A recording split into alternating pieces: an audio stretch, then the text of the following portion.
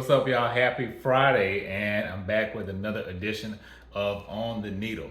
So, before I get into the album that I'm going to review today, OutKast's Aquemini, got to talk about this Andre 3000 solo record. So, I don't think that anyone would have seen this coming in this format. I think people definitely expected Andre 3000 to make a solo album at some point, and now he finally has. New Blue Sun is the album, and it's basically an instrumental album of him playing different woodwind instruments, mainly the flute. Um, I don't know if I'm the only one, but I was kind of expecting maybe like a Lizzo collaboration since she kills it when she plays the flute.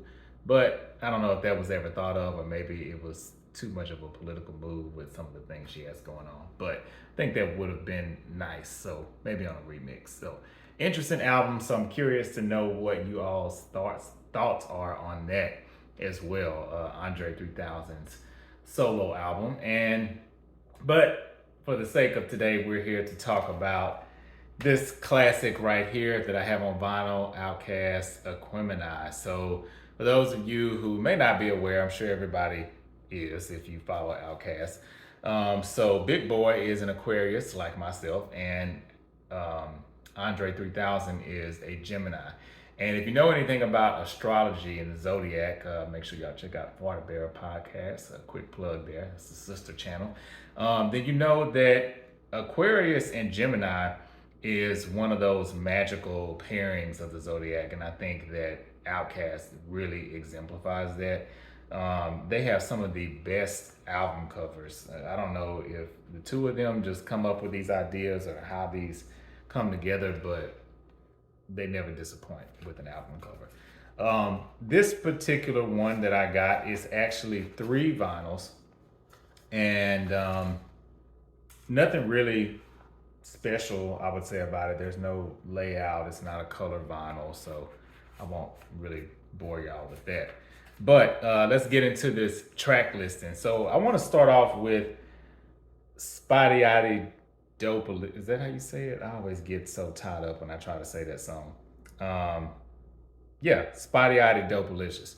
So a lot of people, when Beyonce started sampling a song, they'll think, "Oh, that's a Beyonce song." No, that was OutKast song. It's Beyonce has sampled it. PJ Morton has sampled it. Those are the two that come to mind, but a lot of people have sampled that particular song. Love it. It was my ringtone at one point.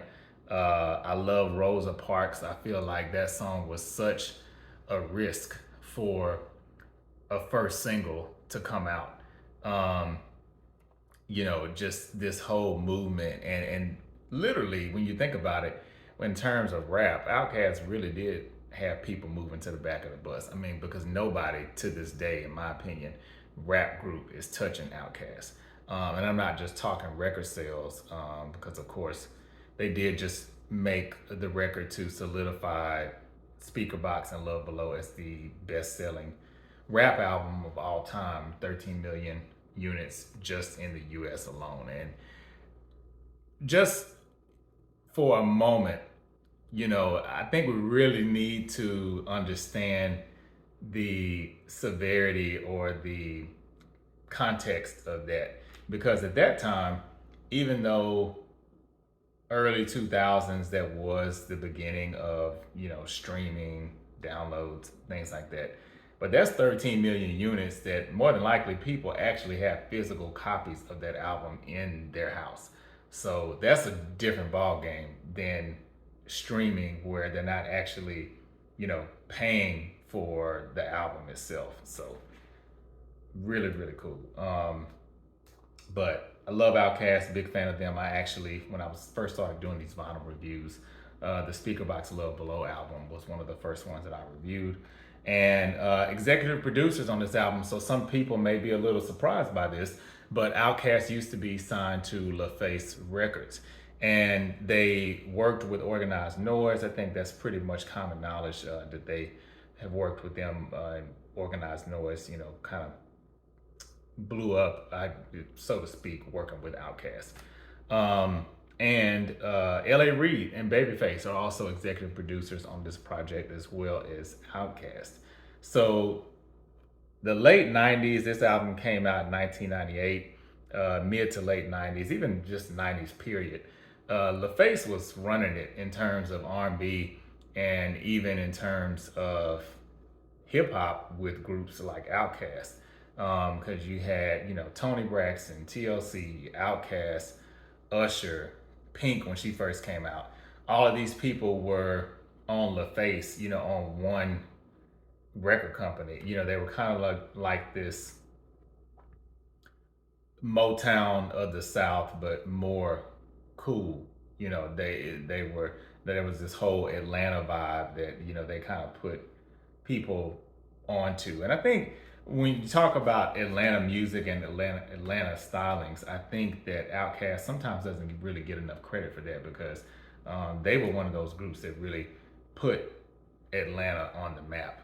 I feel like Outkast can definitely hold an album on their own without features, but what makes this album even more special is, you have Timo, Big Gip, and Cujo from Goody Mob that are featured on here. Another one of my favorite groups as well.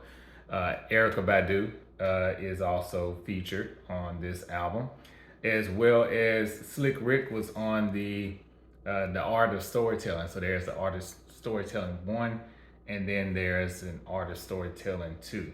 I actually prefer the one with Slick Rick on it, but I love both of them.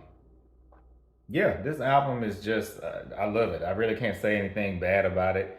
I would say it's maybe not my favorite in track by track in terms of comparisons with, like, let's say Stankonia or Speaker Box Love Below, but it's right up there. I feel like all of their albums are top tier. So I'm curious. Let me know what you think about OutKast's Aquemini album. What are some of your favorite tracks? What are some of your favorite OutKast songs, period? And even let me know what you think about their new Andre 3000 solo album. So until next time, peace, and you all have a happy and safe Thanksgiving if you celebrate it next week as well.